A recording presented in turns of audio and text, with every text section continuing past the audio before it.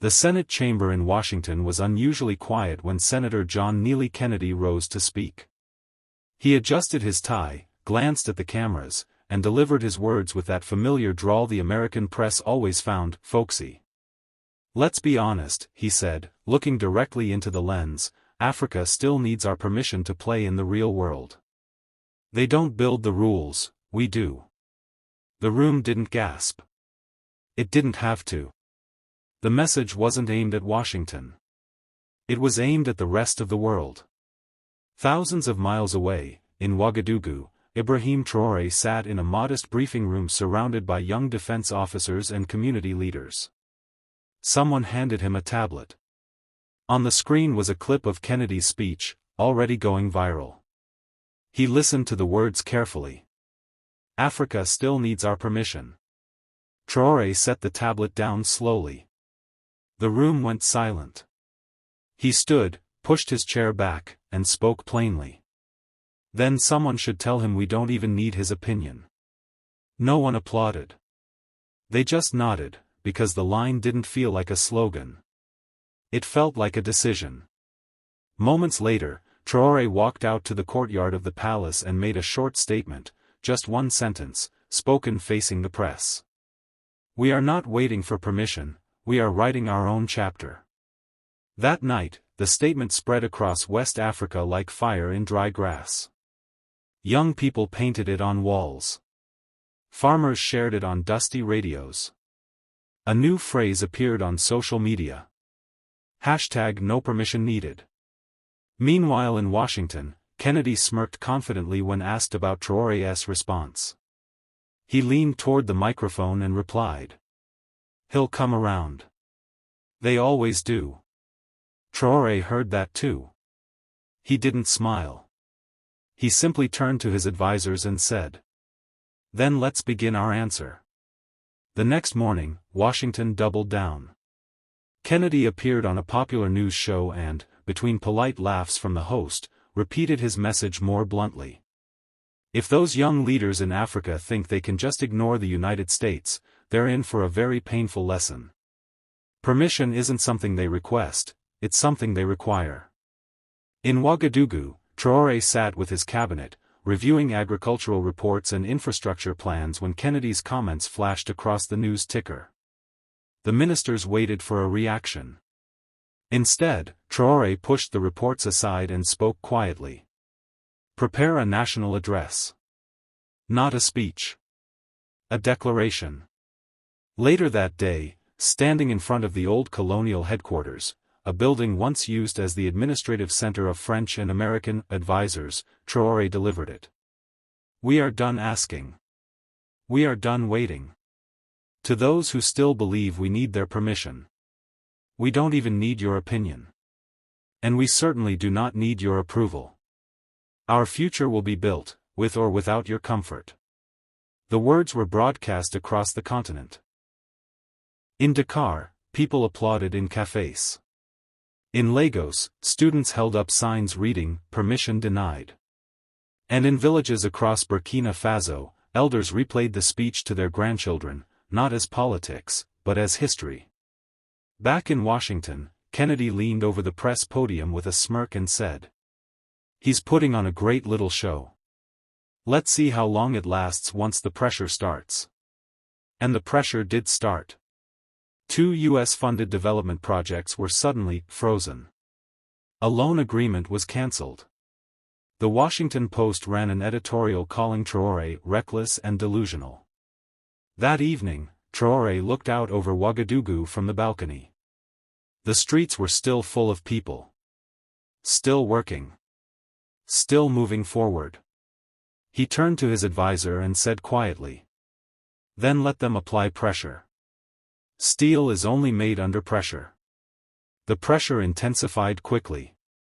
Within 48 hours, 3 major Western investment groups announced they were reconsidering projects in Burkina Faso. Local media tried to spin the story, foreign partners concerned about political stability. But no one on the ground was fooled. At the presidential compound, Traoré's advisors presented a map showing critical infrastructure projects now at risk of being shuttered. One minister suggested seeking replacement loans from other countries. Traoré shook his head. That's how the cycle begins again, he said. We don't replace one dependency with another. We build our own ground first. Rather than panic, the cabinet began coordinating internal production plans, local brick makers, community engineers, agricultural cooperatives. The goal was not to replace everything, but to prove it could begin. Meanwhile, Kennedy took the opportunity to give another interview. On camera, with the American flag behind him, he declared, "These young leaders can talk all they want, but at the end of the day, they'll be back. Because permission isn't a threat, it's reality." Like a spark on dry wood, the quote exploded across African social media. Millions responded with a single word in bold text. Never. That night, Traoré traveled without cameras to a rural village where farmers had started a grain-sharing program to protect against shortages. In a small courtyard lit by lanterns, an elder handed him a bag of seed. "This is all we have," the man said softly. "And we will share it before we ever beg for permission." Traoré bowed his head and replied, "Then we are already richer than they know." He returned to the capital with the seed bag in his hand, a symbol, not of poverty, but of sovereignty. The next blow came quietly, through the banking systems. Burkinabe financial institutions began experiencing sudden delays in international transactions. Import licenses were re-examined. Cargo shipments were rerouted without explanation. It was not a blockade, but it felt like one. In Washington, Kennedy was asked whether he supported such measures. He didn't deny it. "We're simply reminding them," he said, "that ignoring America has consequences." In Ouagadougou, Traoré convened an emergency council. Ministers spoke of rising costs and stalled industrial parts. But instead of anger, a different tone filled the room: determination. Traoré stood, holding the bag of seeds the village elder had given him. "They've mistaken our patience for weakness," he said. "So let's show them what patience really looks like." He announced a national resilience initiative, a coordinated plan to sustain the country through internal cooperation and regional alliances. Grain reserves were pooled and redistributed. Locally built generators replaced stalled imports. Teachers and engineers volunteered to work in neighboring provinces. The country didn't slow down, it adapted. And the people understood. In marketplaces, small handwritten signs began to appear. "Permission not required."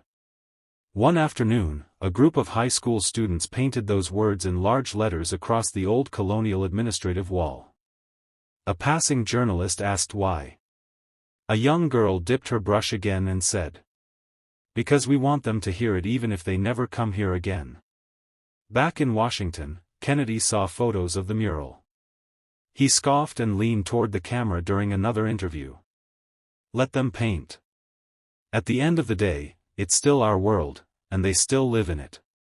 When Traoré heard those words, he simply replied, "Then it's time to build our own world." The phrase, "build our own world," spread like a call to arms. Not a violent one, a constructive one.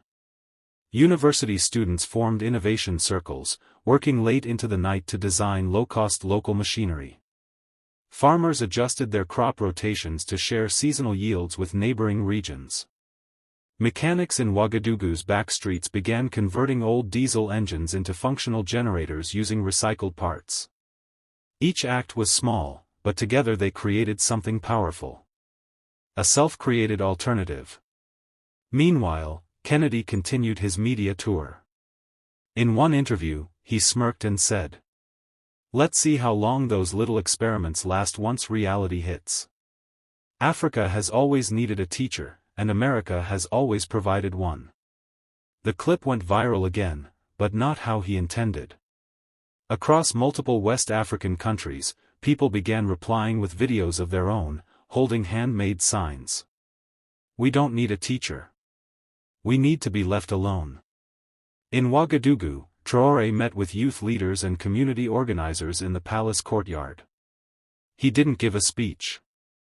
Instead, he listened as they presented ideas: local production of cement, solar energy cooperatives, decentralized trade networks with neighboring countries. At the end, he stood up and said, "You see? The world they say we cannot build already exists. We simply need to connect it." That night, a large banner was hung across the central avenue in the capital. It didn't carry a slogan of anger. It carried a declaration. "We don't need your permission to build." And for the first time, even the silence in the city felt like strength. Across the Atlantic, the tone began to shift. International media outlets, once quick to amplify Kennedy's remarks, started asking a different question: what if Africa really doesn't need permission anymore? Think tanks published reports on emerging models of self-reliance in the Sahel. Editorials spoke of a new geopolitical consciousness. Kennedy didn't like that. During a Senate hearing, he pounded the table and declared, "We built the international order, and Burkina Faso is still a part of it. If they walk away from that order, they walk away from prosperity. Let's not pretend otherwise." The cameras caught the smirk as he leaned back in his chair, confident that his warning would echo loudly. But in Ouagadougou it echoed differently. Traoré watched the clip with a group of students. One of them, a young woman studying civil engineering, shook her head and said, "They keep saying we walk away. But maybe it's their order that's walking away from the future." Traoré smiled, not in amusement, but in recognition. He sent a public message later that day, addressed not only to Kennedy, but to every nation watching. If prosperity comes with permission, it's not prosperity, it's control. We haven't walked away from the world. We've simply stepped into our own. In the days that followed, more villages joined the resilience network. A local grain reserve in the north shared its surplus with a drought-stricken community in the south, without government instruction. Engineers set up a solar-powered workshop to replace parts no longer coming from overseas. And a simple hand-painted sign appeared at the entrance of one town. "Welcome to Burkina Faso. Permission not required." At first, Kennedy believed the resistance would collapse under the weight of economic pressure. But the opposite happened. The more projects were cancelled, the more people mobilized. As foreign investments dried up, local initiatives flourished. Washington analysts began sending confidential memos to his office. Self-reliance movement accelerating. Regional support for Burkina increasing. Pressure campaign failing to produce desired outcome. Kennedy ignored them. At a press conference, he delivered a line for the cameras. "Burkina Faso will eventually understand that the United States is not an option, it's a requirement." In Ouagadougou, Traoré received that statement on his daily briefing.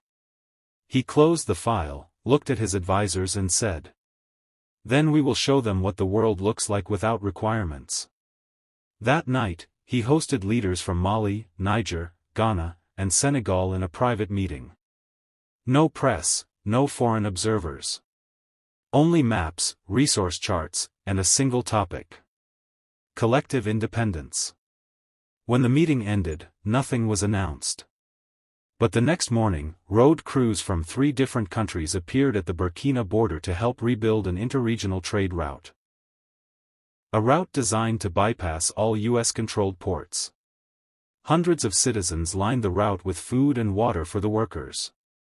Someone hung a banner from a bridge overhead. "We don't require, we cooperate." Photos of the banner went viral across the continent. Hashtags exploded.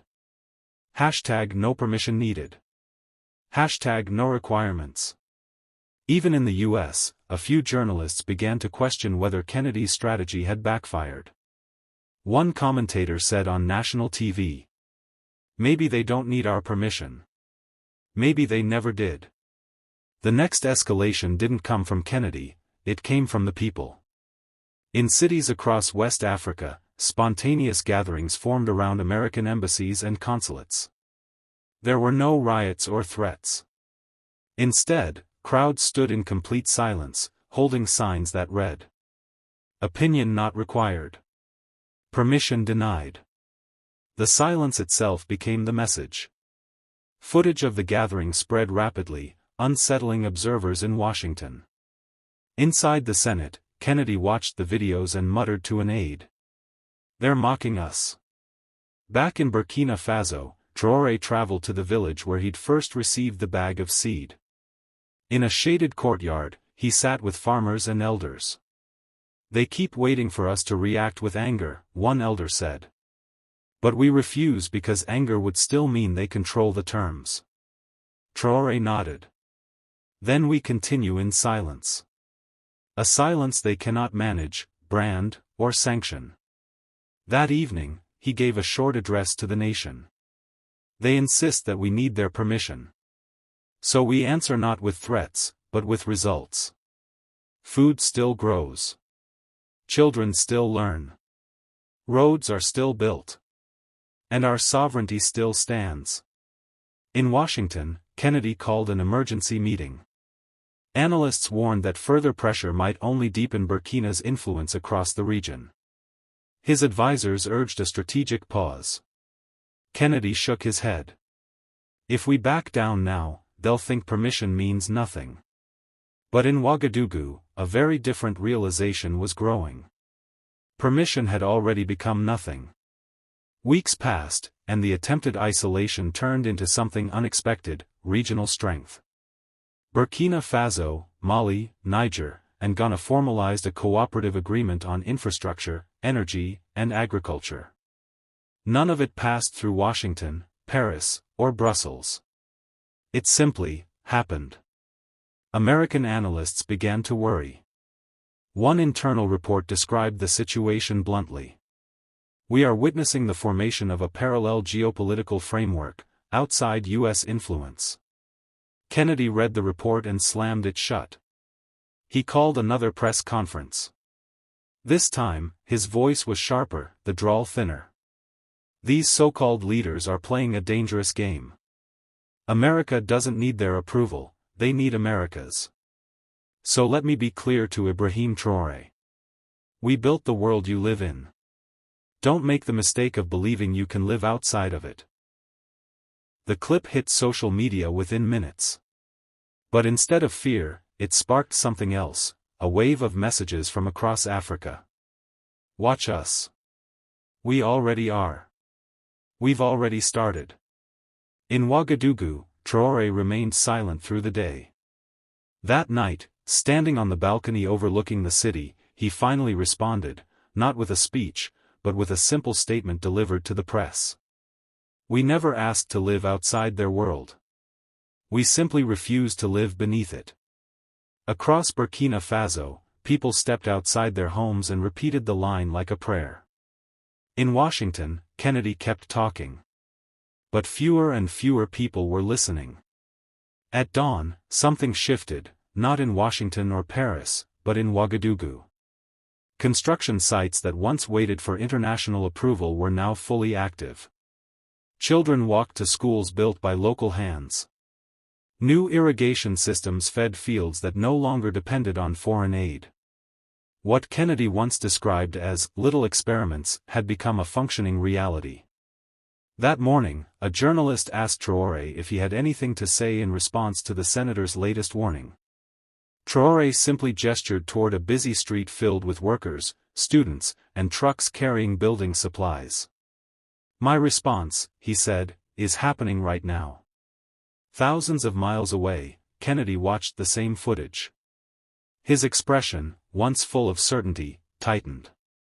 For a long moment, he didn't say anything. Then, almost reluctantly, he whispered, "Maybe they really don't need our permission."